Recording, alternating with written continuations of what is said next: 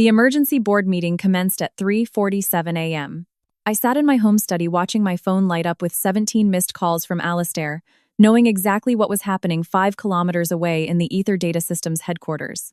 Their entire £650 million database infrastructure was crumbling in real time. Every client portal, every data pipeline, every security protocol vanishing like smoke, and I was the only person on Earth who could stop it. I took a sip of my tea and let it ring. Before we dive into how a single line of code I wrote 10 years ago brought a billion-pound company to its knees, I want to ask you something. If you appreciate stories about standing up to corporate corruption and protecting the people who actually do the work, consider subscribing.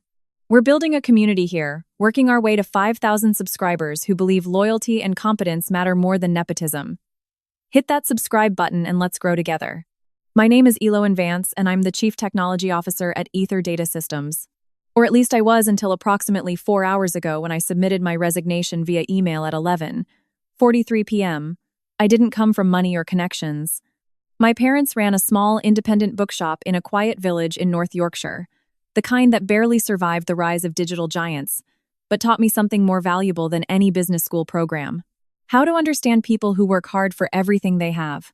My mom would let customers run tabs during tough months. My dad would stay late to special order books for kids who couldn't afford the bestsellers. They understood empathy not as a concept but as a practice, and they raised me to recognize it in others. That's why when I met Tamsin Kalu 20 years ago at a tech conference in Cambridge, I knew immediately she was someone worth building something with. Tamsin wasn't like the other software architects at that conference. While everyone else was networking aggressively, trading business cards like currency, she was sitting alone at the hotel bar sketching database schemas on cocktail napkins. I walked over, looked at her designs, and said the first thing that came to mind: "That's a beautiful solution, but you're going to hit a bottleneck at scale when the query load exceeds your indexing capacity." She looked up at me, pushed her glasses up her nose, and smiled. "I know. That's why there's a second napkin." She slid over another napkin showing the exact caching solution I would have suggested. We talked until 4 in the morning. 3 months later, we co-founded Ether Data Systems in her garage in Reading with £18,000 in combined savings and a dream of building data infrastructure that actually worked. The first 5 years were brutal. We lived on instant noodles and ambition, taking contracts that barely covered the rent, building our reputation one satisfied client at a time. Tamsin handled the architecture. She could see system designs in her mind like three-dimensional puzzles. I handled the implementation and security, turning her visions into code that couldn't be broken. We made a perfect team. We also made a perfect company. By year 7, we had 40 employees and 12 major clients. By year 10, we had 200 employees and contracts with half the FTSE 100. By year 15, we were the third largest data infrastructure company in the north of England, with offices in Manchester, Birmingham, and London. Tamsin was CEO, I was CTO, and we had never forgotten what it felt like to be two people with nothing but talent and determination. We paid our developers well above the London market rate. We offered unlimited sick leave and promoted from within. When Ewan Fletcher, one of our junior programmers, had a family emergency and needed 3 months off, Tamsin didn't just approve it. She sent his family flowers and kept his full salary running. When our head of security, Niamh O'Sullivan, came out as transgender, we didn't just accept it. We made sure our private healthcare covered every aspect of her transition and updated our company policies to protect people like her. This wasn't charity, this was remembering where we came from. But success attracts attention, and attention attracts sharks. 4 years ago, we made the decision that would eventually destroy everything we built. We needed capital to expand into cloud services. The technology was evolving fast, and staying competitive meant a massive infrastructure investment we couldn't fund through revenue alone. We needed investors. Tamsin was reluctant, and I was reluctant too. But our CFO, Crispin Thorne, made a compelling case. We could take on private equity, maintain majority control through a dual-class share structure, and get the £150 million we needed to dominate the cloud market. "You'll still run the company," Crispin assured us over dinner at a Mayfair restaurant. "The board will be mostly advisory. Standard stuff." Those words should have been a red flag the size of the Shard. We signed the deal with Obsidian Equity Partners. They got 40% equity and 3 seats on our 7-person board. We kept 4 seats. Tamsin, myself, Crispin, and Siddharth Kapoor, our longtime legal counsel. Siddharth had been with us since year 3 when we could barely afford to pay him. He'd taken reduced fees in exchange for a small equity stake because he believed in us. The Obsidian partners seemed reasonable at first. There was Diane Foster, a former tech executive with an impressive resume. There was Martin Cross, a finance guy who mostly stayed quiet and reviewed spreadsheets. And there was Alastair's uncle, Barnaby Sterling, the managing partner who'd led the deal. Barnaby was smooth, far too smooth. He had that effortless charisma of people who'd never been told no in their entire lives, the kind of man who'd inherited his father's investment firm and genuinely believed his success was entirely self-made. He spoke in buzzwords and corporate platitudes, the kind of empty language that sounds profound until you actually parse what's being said. But for the first 2 years, everything was fine. The board meetings were boring in the best way. We'd present our quarterly numbers, which were always good, and everyone would nod approvingly. Obsidian got their returns, we got our autonomy, and the company grew. Then 3 months ago, Barnaby brought his nephew to a board meeting. Alastair Sterling was 26 years old. He had a master's from a business school his family had donated a library to, 2 years of experience at a consulting firm where he'd produced exactly 0 tangible results, and the kind of confidence that comes from never experiencing real consequences. He wore bespoke suits that fit perfectly, styled his hair with products that probably cost more than our junior developers made in a week, and spoke about synergistic disruption without a trace of irony. Alastair's been learning the ropes in tech investment, Barnaby announced at that October board meeting, his hand on his nephew's shoulder with obvious pride. I thought he should sit in, get a sense of how a successful portfolio company operates. Tamsin and I exchanged a glance across the table. We'd seen this movie before, but Alastair was just observing, so we let it slide. He spent that entire meeting on his phone, barely looking up except to ask one question. Have you guys considered pivoting to AI? Niam, our head of security, who was presenting on our latest encryption protocols, paused mid-sentence. Our business is data infrastructure, she explained patiently.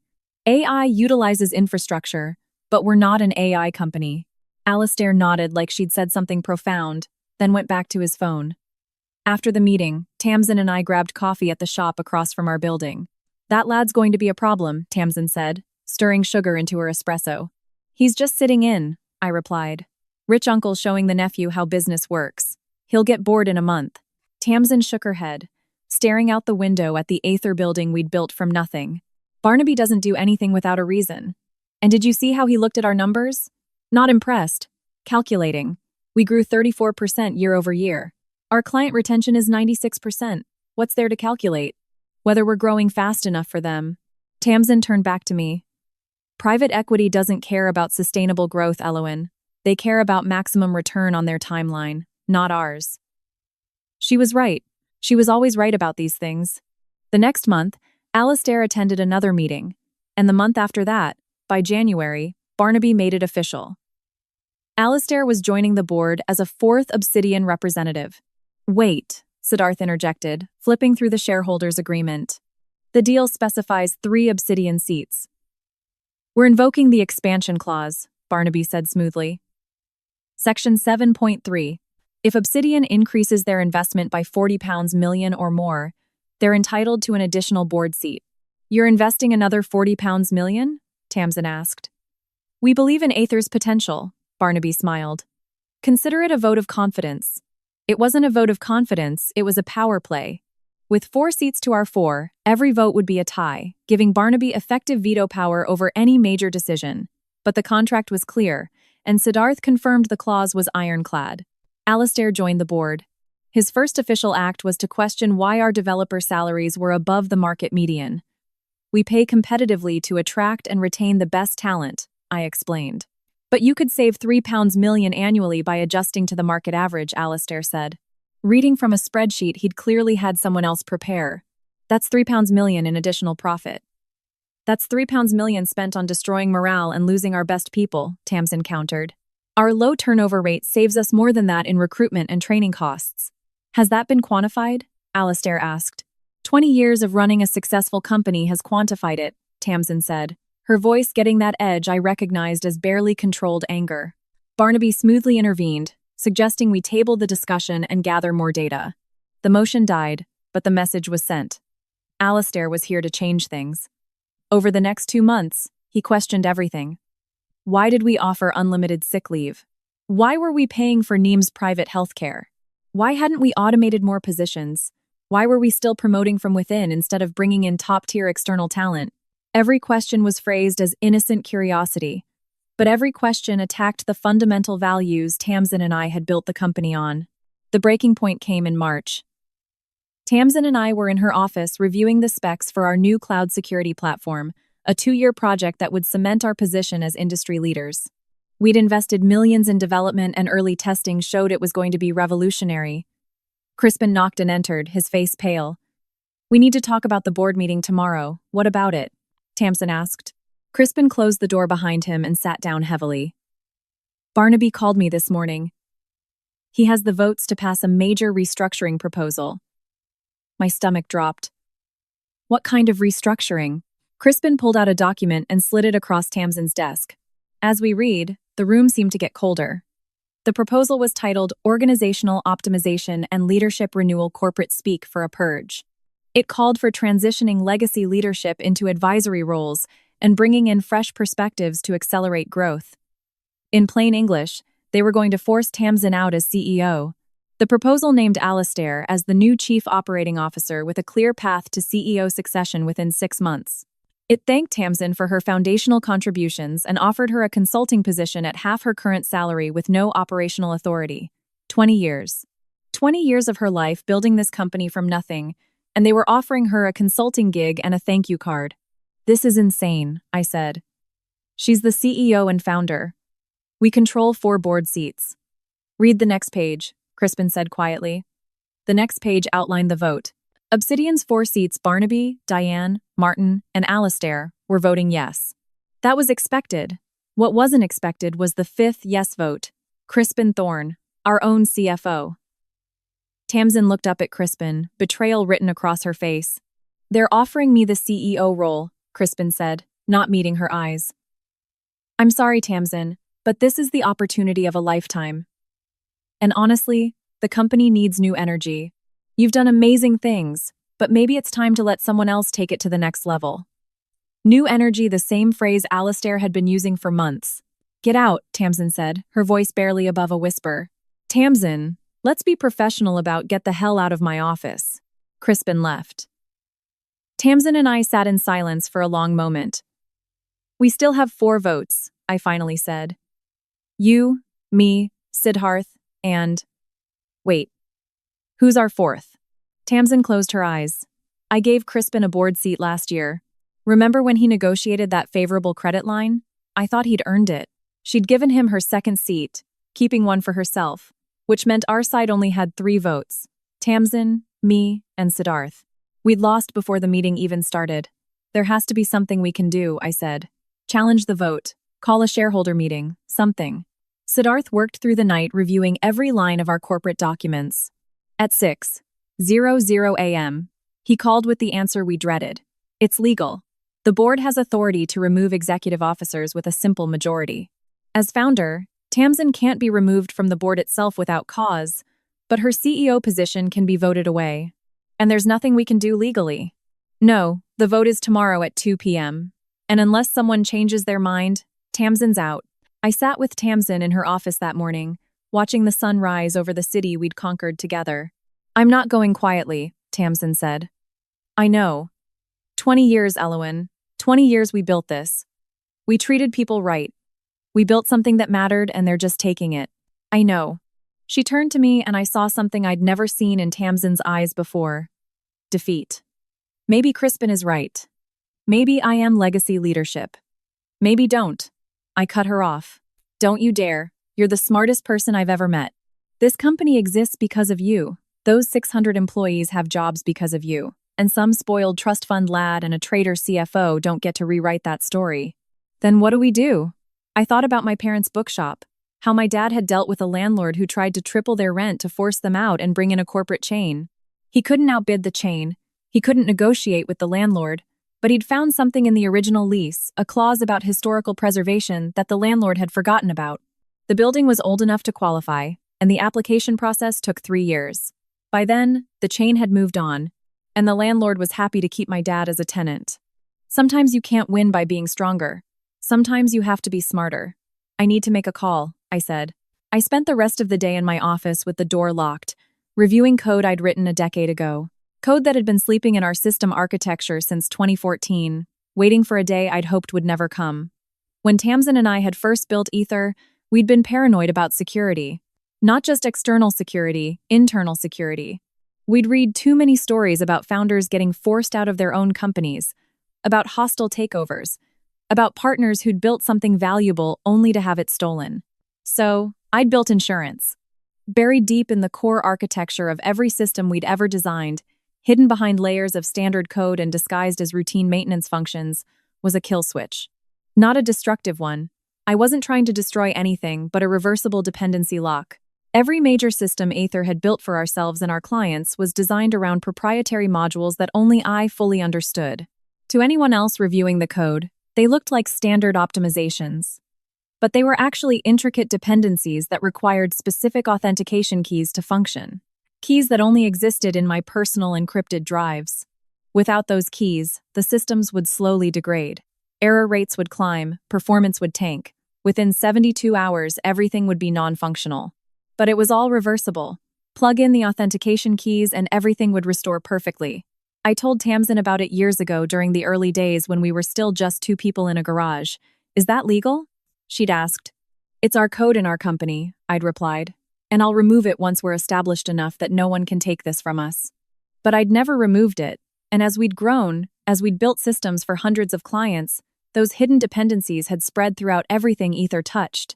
Our entire business was built on an architecture that only I could fully maintain. I'd forgotten about it, honestly. It had been so long, and we'd been so successful that the paranoid precautions of 2 scared founders had faded from relevance, until now. The board meeting started at 2:00 p.m. sharp. We gathered in the main conference room on the 14th floor, the room with floor-to-ceiling windows overlooking the city, the room where we'd celebrated every major milestone of the company's history. Barnaby called the meeting to order with characteristic smoothness. Thank you all for being here. We have important business to discuss today regarding the future leadership structure of Ether Data Systems. Tamsin sat perfectly still, her face unreadable. Barnaby presented the restructuring proposal. He used words like innovation, market dynamics, stakeholder value, and strategic repositioning. He talked about Tamsin's incredible legacy and how grateful everyone was for her foundational work. He never once mentioned that Alastair had less experience than most of our junior developers, or that Crispin had been planning this betrayal for months. When Barnaby finished, he opened the floor for discussion. I have something to say. Tamsin stood up. I built this company from nothing. Eloan and I started with £18,000 and a dream. We've grown it into a £1.5 billion enterprise with 600 employees and industry-leading technology. Our client satisfaction is 98%. Our employee retention is the best in the industry. We're profitable, growing, and positioned for long-term success. She paused, looking at each board member in turn. You want to replace me with someone who's never built anything, never struggled for anything, never earned anything beyond his last name. Alastair, no offense, but you have no idea how to run this company. None taken, Alastair said with a smile that made me want to throw something. But that's exactly why fresh perspective is valuable. You're too close to the old ways of doing things. The old ways that built a billion-pound company. The old ways that are leaving money on the table, Alastair countered. We could be growing 60%, not 34%. We could be automating more, cutting costs, maximizing efficiency, but you're too emotionally attached to legacy employees and outdated policies. I'm emotionally attached to treating people with basic human decency. And that's admirable, Barnaby interjected smoothly. But Alastair has a point about growth potential. The market is evolving and we need leadership that can evolve with it. Leadership like someone who's never led anything? I spoke up for the first time. Barnaby turned to me with a patient smile. Eloan, no one's questioning your technical abilities. You'll remain as CTO, of course. We're only discussing the CEO position, for now. I said something in my tone that made Barnaby pause. What does that mean? It means I know how this works. First, you remove Tamsin. Then, you'll come after me. Then, everyone else who actually knows how to run this company. You'll gut everything we built and extract maximum value before moving on to your next acquisition. That's quite an accusation. Diane spoke up. She'd been mostly quiet through the whole discussion, but now she looked uncomfortable. We're trying to strengthen the company, not destroy it. Are you? I turned to her. Diane, you used to run engineering at a company Barnaby's firm acquired. What happened after the restructuring? She didn't answer. They cut R&D by 60%, automated half the workforce, and sold the company for parts within 18 months, I continued. Is that the plan here? Every situation is different, Barnaby said, his smooth tone finally showing some edge. And this discussion is getting off track. We have a proposal on the table. Let's vote. The vote was exactly what we'd expected. Barnaby, Diane, Martin, Alistair, and Crispin voted yes. Tamsin, Siddharth, and I voted no, 5-3. Tamsin Kalu, after 20 years of building Aether data systems from a garage startup to an industry leader, was out as CEO. Crispin was named interim CEO. Alistair was named COO with succession rights. Tamsin was offered her consulting position. I decline, Tamsin said quietly. If I'm not wanted as CEO, I'm not wanted at all. I'll clear out my office today. She walked out of the conference room with her head high. I followed her. We spent the afternoon packing up her office in silence, 20 years of awards, photos, and memories going into boxes. When we finished, we sat on her couch one last time. What are you going to do? She asked me. I don't know yet. You should stay. Crispin and Alistair are idiots, but you're brilliant. The company still needs you. The company they're turning it into doesn't need anyone but consultants and yes-men. Tamsin smiled sadly. Probably true. She stood up and looked around her empty office one last time. Take care of yourself, Aloan, and thank you for everything. She left carrying a single box of personal items. Security would ship the rest.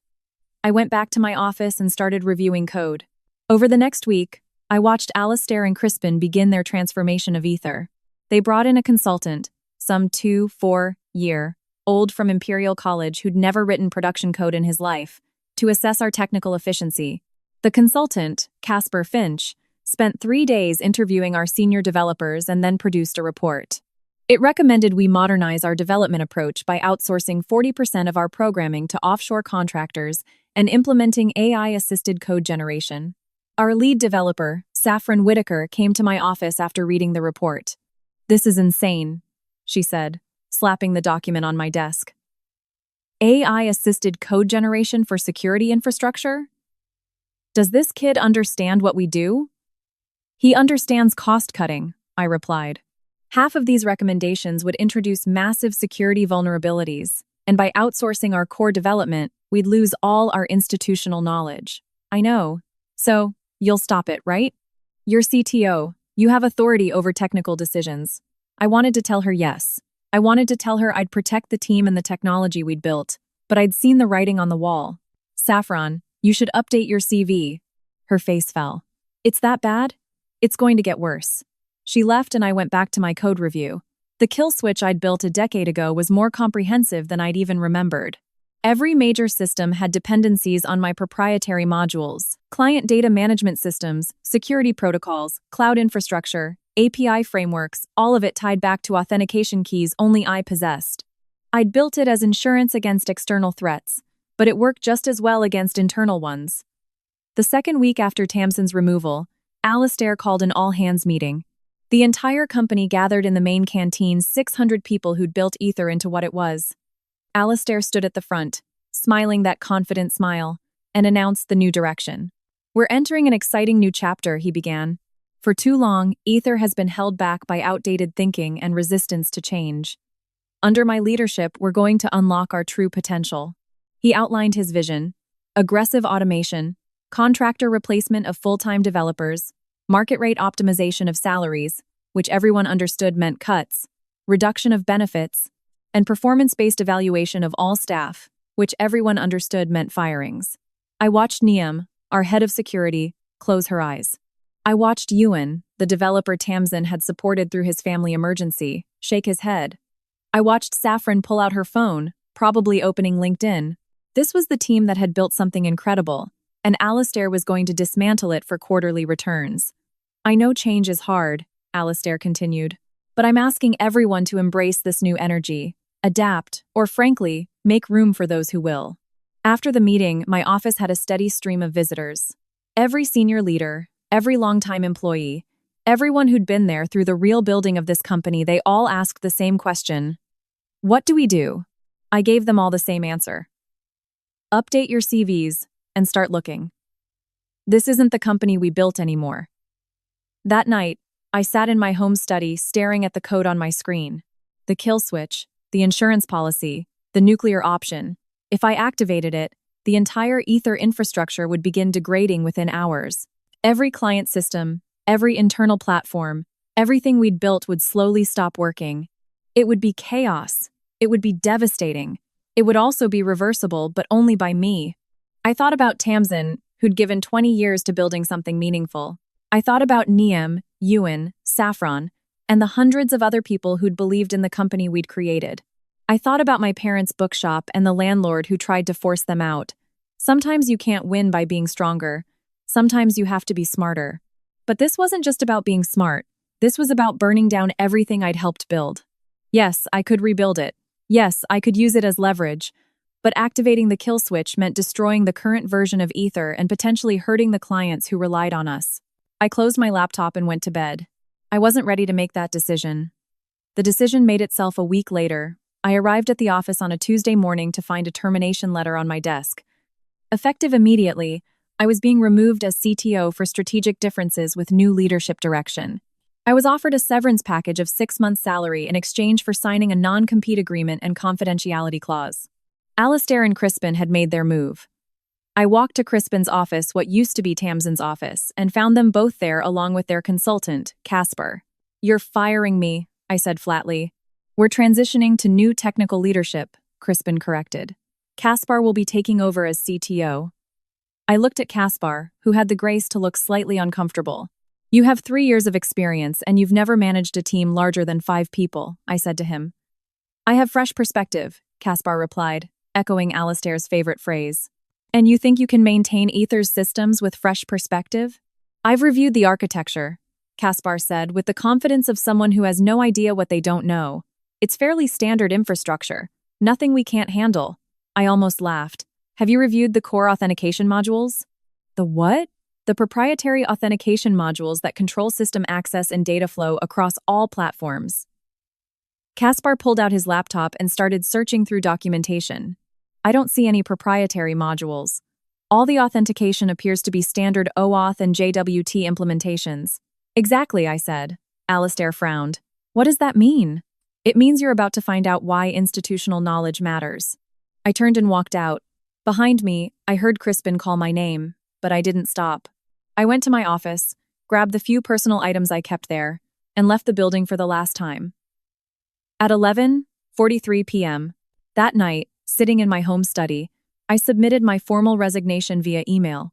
No notice period, no transition plan, just a simple statement that I was exercising my right to immediate resignation under Section 12 of my employment contract. Then I opened my encrypted drive, located the authentication keys that held the entire Ether infrastructure together, and moved them to an isolated offline storage device. And I waited. The first system failure started at 6:23 a.m. the next morning. Nothing dramatic, just a slight increase in error rates across client portals. The kind of thing that might be a random glitch. By 8:47 a.m., the error rates had tripled. Client complaints started coming in. By 10:15 a.m., major systems were running at 40% efficiency. By noon, the client data management platform went down entirely. By 2 p.m., everything was failing. The emergency board meeting was called for 3:47 a.m. The next morning, that's when systems that serve global clients go critical. When Europe is starting their business day and Asia is still running and you can't afford any more downtime. I sat in my home study watching my phone light up with Alistair's calls and let it ring. At 4:23 a.m., Barnaby himself called. I answered. Elowen, thank God. We need you to come in immediately. Everything is falling apart. I don't work there anymore, Barnaby. Remember? We can discuss your termination. It was premature. We acted hastily. You fired me and tried to replace me with a consultant who didn't even know our core systems existed. We made a mistake. Name your price. Stock, options, salary, whatever you want. But we need you to fix this now. What's wrong with Caspar? Fresh perspective not solving the problem? There was a long pause. Caspar quit 4 hours ago. He said the systems are fundamentally broken and beyond his ability to repair. They're not broken, they're locked. Another pause. What does that mean? It means when Tamsin and I built this company, we built in protections. The core architecture requires authentication keys to function. Keys that only I have. I could hear Barnaby's breathing get heavier. That's corporate sabotage. That's insurance against exactly what you did. You forced out the founder and tried to gut the company for parts. The architecture is simply reverting to its protected state. Eloin, we have 600 employees and hundreds of clients depending on these systems. Whatever issues we have, those people don't deserve to suffer. He was right about that. This wasn't about hurting employees or clients. This was about leverage. Here's what's going to happen, I said. You're going to call another board meeting for 9 a.m. Today, you're going to bring Tamsin back as CEO with full authority and a contract that can't be broken. You're going to remove Alistair from the board and from any operational role. You're going to restore every policy and benefit that he and Crispin tried to cut, and you're going to fire Crispin. That's impossible. We can't just. You have about 48 hours before the system degradation becomes permanent. After that, even I won't be able to restore it without rebuilding from scratch, which would take months and cost hundreds of millions in lost business and client lawsuits. So actually, it's very possible. It's your only option. This is extortion. This is the consequence of betrayal. Call the meeting, Barnaby. You have until 9 a.m. I hung up. At 5:12 a.m., Siddharth called me. Please tell me you know what you're doing, he said. I know exactly what I'm doing. Barnaby is threatening legal action. He says you've sabotaged company systems. The systems aren't sabotaged. They're functioning exactly as designed. As CTO, I had full authority over technical architecture. Everything I built was documented and legal. Documented where? Caspar said he couldn't find any reference to these authentication modules. They're documented in technical specifications that were filed with the company's IP portfolio 10 years ago. They're completely legitimate proprietary technology.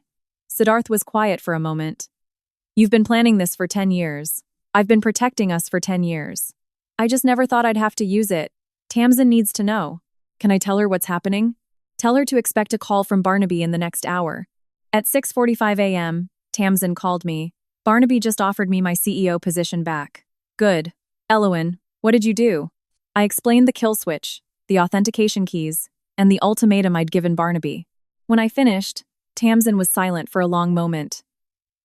You built a dead man's switch into our entire company.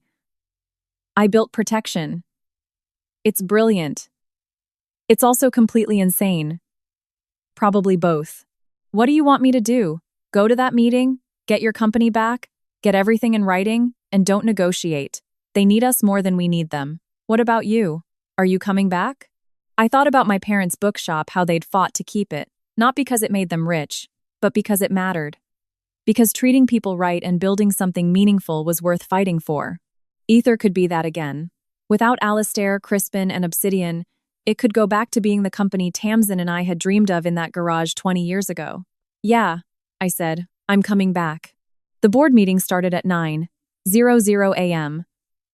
Tamsin called me at 10:30 a.m. It's done. Everything? Everything. I'm CEO with a 5-year guaranteed contract. Alistair is out. Barnaby agreed to remove him from the board and the company entirely. Crispin is fired. All the policy changes are reversed. And they're selling their board seats. What? Siddharth found a buyer, another investment firm that actually understands long-term value. Obsidian is selling all 4 seats to them for a significant profit. So, Barnaby gets to save face with his partners. The new firm wants to keep things stable, not disrupt them. It was better than I'd hoped for. What about the systems? Tamsin asked. I'll restore them. It'll take about 6 hours to input all the authentication keys and rebuild the connections. Everything will be back to normal by tonight. And what about you? Are you coming back? I thought about my parents' bookshop. How they'd fought to keep it not because it made them rich, but because it mattered. Because treating people right and building something meaningful was worth fighting for. Ether could be that again. Without Alistair, Crispin, and Obsidian, It could go back to being the company Tamsin and I had dreamed of in that garage 20 years ago. Yeah, I said, I'm coming back. I spent that afternoon in the Ether server room, methodically restoring every authentication key. One by one, the systems came back online. Error rates dropped, performance was restored. By 8 p.m., everything was functioning normally. The next morning, Tamsin called another all-hands meeting. The canteen was packed again, but this time the mood was different, hopeful instead of anxious. I know the last few weeks have been chaotic, Tamsin began. Leadership changed, then changed back. Systems went down. There's been a lot of uncertainty. I want to address all of that directly. She explained what had happened, the board's attempt to force her out, the installation of Alistair and Crispin, and their plan to gut the company's culture and benefits. But here's what they didn't understand, Tamsin continued. This company isn't just infrastructure and code, it's people. It's the culture we've built together, and you can't outsource that or automate it or optimize it away. She looked across the crowd and found me standing in the back. Aloan and I started this company 20 years ago because we believed technology should be built by people who care about people. That hasn't changed. That will never change. The board members who forgot that are gone. The leadership that tried to tear us apart is gone. What remains is what always mattered, us. The room erupted in applause. After the meeting, I went back to my office, my restored office, and found Saffron waiting for me. I heard you're the reason everything crashed, she said. Where'd you hear that? Neef told Ewan, who told everyone else. You built a kill switch into the whole company. I built protection. Saffron grinned. That's the most paranoid and brilliant thing I've ever heard. Also, I'm stealing that idea for my next project. Please don't create more kill switches. Too late, already planning it. She left and I sat down at my desk, looking out at the city skyline. Ether was safe. Tamsin was back. The people who tried to destroy what we'd built were gone, but something had changed. I'd always believed that doing good work and treating people right was enough that merit and loyalty would win out. The last few weeks had taught me differently. Sometimes doing the right thing means being willing to burn it all down to protect it. Sometimes loyalty requires leverage. 3 months later, Ether was thriving again. The new board members from a firm called Beacon Capital were everything Obsidian hadn't been. They cared about sustainable growth, employee satisfaction, and long-term value. They asked intelligent questions and trusted us to run the company we'd built. Alistair, I heard through the industry grapevine, had taken a position at another tech company. He lasted 6 months before being quietly let go for performance issues. Apparently, nepotism only carries you so far. Crispin had a harder time. Word spread quickly about why he'd been fired from Ether, and his reputation took a hit. Last I heard, he was working at a mid-tier consulting firm, several steps down from CEO of a billion-pound company. Barnaby and Obsidian Equity made a healthy profit on their investment, so they had no complaints. They moved on to their next acquisition, probably already planning how to extract maximum value. As for the kill switch, I told Tamsin we should remove it now that we were safe. Absolutely not, she said firmly. Keep it in place, just in case. You want me to keep a potentially catastrophic fail-safe in our production systems? I want you to keep insurance. We got complacent once. Let's not make that mistake again. So the authentication keys stayed in my encrypted drives, and the proprietary modules stayed buried in the code. Our protection against the next Alistair, the next Crispin, the next Barnaby. One afternoon, I was in my office reviewing specs for a new security protocol when Neve knocked on my door. Got a minute? She asked. Always. What's up? She sat down, looking uncharacteristically nervous. I wanted to thank you for what you did. I didn't do it for thanks, I know, but when Alistair was here, when he was questioning benefits and making those comments about unnecessary expenses, I knew he was talking about people like me. Trans healthcare, accommodation policies, all of it. He was going to cut everything that made this place safe for people who don't fit his narrow definition of valuable. You're one of the most valuable people in this company, I said. I know that. You know that. Tamsin knows that. But Alistair only saw an expense. And if you hadn't stopped him, I would have had to choose between my healthcare and my job. You never should have to make that choice. Most places I do. That's why what you did mattered. You didn't just save Tamsin's position, you saved what this company stands for. After she left, I sat thinking about what she'd said. I'd been so focused on the big picture saving Tamsin, stopping Alistair, protecting Ether that I hadn't fully considered the individual impacts. Ewan, who needed flexible family leave. Niam, who needed inclusive healthcare, Saffron and the other developers who needed fair compensation and respect for their expertise. The hundreds of other employees who'd built their lives around a company that treated them like humans, not resources. That's what had really been at stake. Not just corporate control or founder rights, but the radical idea that a successful company could also be a good one. A week later, I was having coffee with Tamsin at our usual spot across from the Aether building. "Do you ever regret it?" she asked. "Building the kill switch? I mean, using it. Do you regret fighting for the company?" "Never." "Then no, I don't regret it." Tamsin stirred her espresso, thoughtful. "I've been thinking about succession planning. Real succession planning, not the Alistair kind. We're not that old. We're not young either. And if we learned anything from this mess, it's that we need to be intentional about the company's future. Make sure it goes to people who share our values." She was right. We built something worth protecting, which meant we had to think beyond ourselves. Over the next year, we developed a real succession plan. We promoted Saffron to Senior VP of Engineering. Neve became Chief Security Officer. We brought up other longtime employees into leadership roles, people who'd proven they understood what Aether stood for. We also restructured our equity. Instead of concentrating ownership, we distributed shares to employees at every level. Not enough to make everyone rich, but enough to give them a real stake in the company's success. "We're building a legacy," Tamsin explained at the announcement. "Not just for us, but for everyone who's contributed to making Aether what it is." The tech press covered our restructuring with interest. Several articles called it radical and unprecedented. One particularly cynical journalist suggested we were just trying to prevent another hostile takeover. He wasn't entirely wrong, but it was more than that. 2 years after the Alistair incident, as it became known in company lore, I was invited to speak at a tech conference in Edinburgh. The topic was building sustainable tech companies in a quarter-driven world. I almost declined. Public speaking wasn't my strength, and I didn't love the idea of telling our story to a room full of strangers. But Tamsin convinced me. "People need to hear this," she said. "They need to know it's possible to build something good and protect it." So I went, standing on that stage looking out at hundreds of tech professionals. I told them about Aether, about starting in a garage with nothing but talent and determination, about building a company culture that valued people over profits, about the hostile board takeover and the kill switch that saved everything we'd built. When I finished, the room was silent for a moment. Then someone started clapping, and it spread until the entire auditorium was on their feet. During the Q&A, a young woman in the third row raised her hand. "How do you balance protection with trust? Building a kill switch seems like you were planning for betrayal from the start." "I was," I said honestly. "Not because I expected it, but because I'd seen it happen to other founders. My parents taught me to hope for the best, but plan for the worst. The kill switch was planning for the worst. But doesn't that poison the culture if you're building in distrust from day one? The kill switch wasn't about distrusting our employees or our partners, it was about protecting them. When Alistair and Crispin tried to tear apart everything we'd built, I didn't use the leverage for myself. I used it to restore Tamsin, protect our people, and preserve our culture. Protection and trust aren't opposites.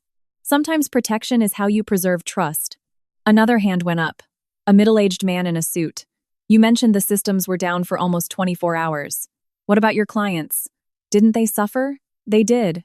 And that's the weight I had to carry." The decision to activate the kill switch affected hundreds of companies and thousands of people beyond Aether. But here's the alternative I was facing. Let Alistair and Crispin slowly destroy the company's capability through layoffs, outsourcing, and cost-cutting. Within a year, our service quality would have degraded permanently, and those same clients would have suffered long-term harm, 24 hours of disruption versus permanent degradation. I chose the option that protected long-term value. Did any clients leave after the outage? 3 out of 287. The rest accepted our explanation and appreciated our transparency. We told them exactly what happened, that leadership had made decisions that threatened the company's stability, and we'd taken action to correct course. Most of them respected that. The questions continued for another 30 minutes.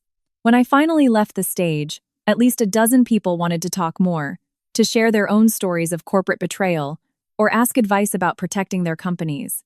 One young founder, couldn't have been more than 25, pulled me aside. "I'm building something with my co-founder," he said. "We're about to take on investors. Should I build a kill switch like you did?" I thought about that carefully. I can't tell you what to do, but I can tell you this. Understand what you're protecting and why. A kill switch isn't about power or control. It's about preserving something that matters more than any individual. If you're building something that matters, protect it. The specifics are up to you. He nodded and thanked me. Flying home that night, I thought about how far we'd come. 20 years from a garage to a billion-pound company. Through growth and success, through betrayal and crisis, through destruction and restoration. My phone buzzed with a text from Tamsin. Saffron just pitched an amazing idea for our next-gen security platform. We should talk tomorrow, I smiled. This was what mattered. Not the drama or the corporate warfare, but the continuous work of building something meaningful. When I got back to the office the next day, there was a package on my desk. Inside was a framed photo, the original picture of Tamsin and me from 20 years ago standing in front of her garage, holding a handwritten sign that said, Aether Data Systems. We build better. There was a note attached in Tamsin's handwriting. We still do. I hung the photo on my wall right next to my window overlooking the city. That's the story of how a single line of code and a decade of planning saved everything I'd built from people who saw loyalty as weakness and employees as expenses. If this resonated with you, if you believe companies can be both successful and ethical, both profitable and principled, I'd love to have you subscribe. We're growing a community of people who think differently about business, about leadership, about what it means to build something that lasts. Hit that subscribe button and join us. Together, we can show that doing the right thing isn't just morally correct, it's strategically smart. Thanks for being here.